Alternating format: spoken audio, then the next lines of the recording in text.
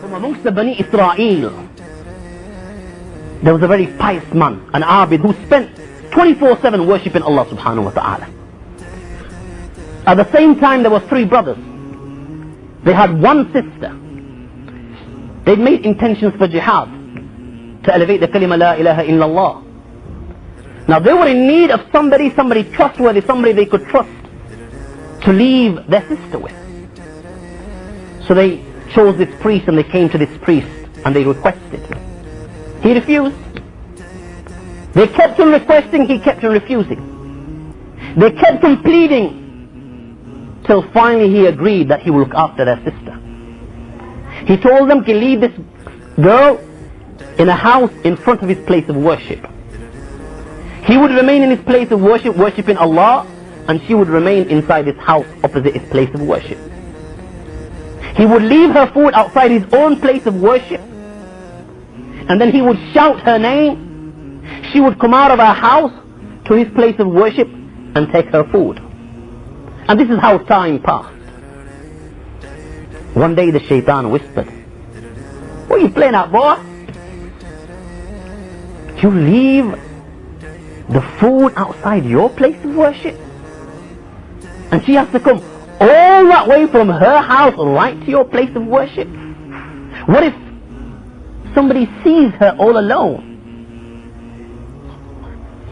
and sees that nobody's living with her? They will go to her house and they will rape her.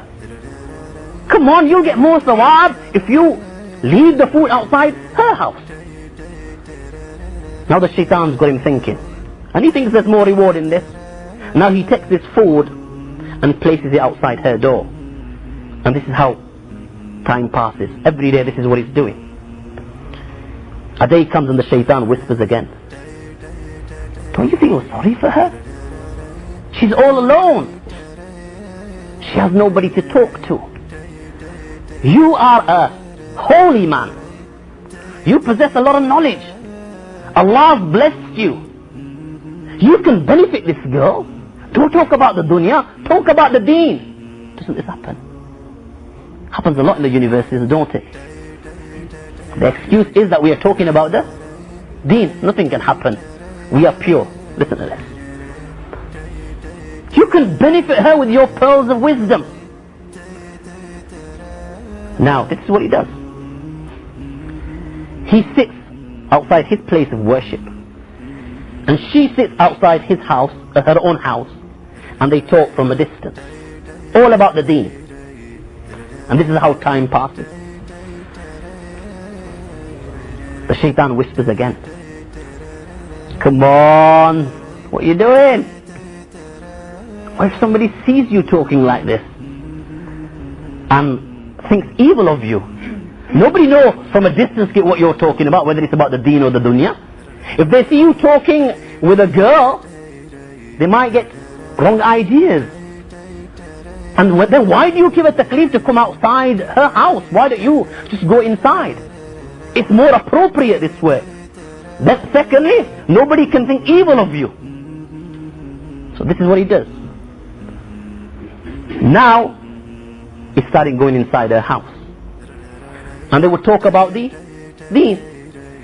Slowly, slowly, he's beautifying this girl in his eyes, till this priest commits sin.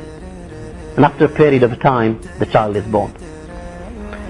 Now the child's born, he says,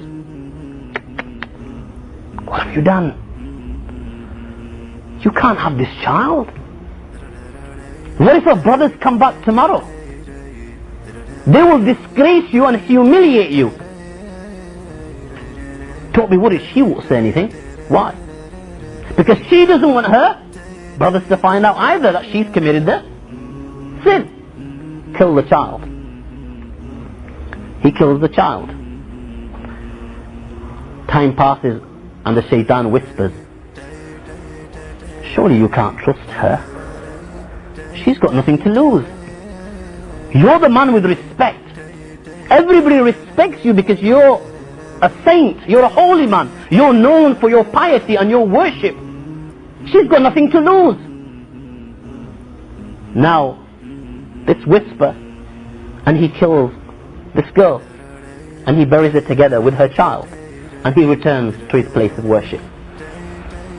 Few days pass, and these brothers return. They come to the priest, and he makes up a story that your sister was a very pious woman, and she's passed away. They return to their home, and that very night, the shaitan comes to all three brothers in the dream, and he relates the reality of what had happened. Next morning, all three brothers come to the priest, and he in turn confesses and relates the truth. This is exactly what had happened. He's taken to the king, and he's sentenced to death. He's standing there, and the shaitan comes for a final time. And he says that I was the one that whispered all this evil and made you commit this evil. And I am the one that can save you. All you've got to do is renounce the Allah that you believe in, that has created you. If you renounce the kalima, then I will save you from this punishment. He renounces the kalima and becomes a kafir. This is where the shaitan, as you'd say, does a leg. Now look, from the biggest worshipper of his time,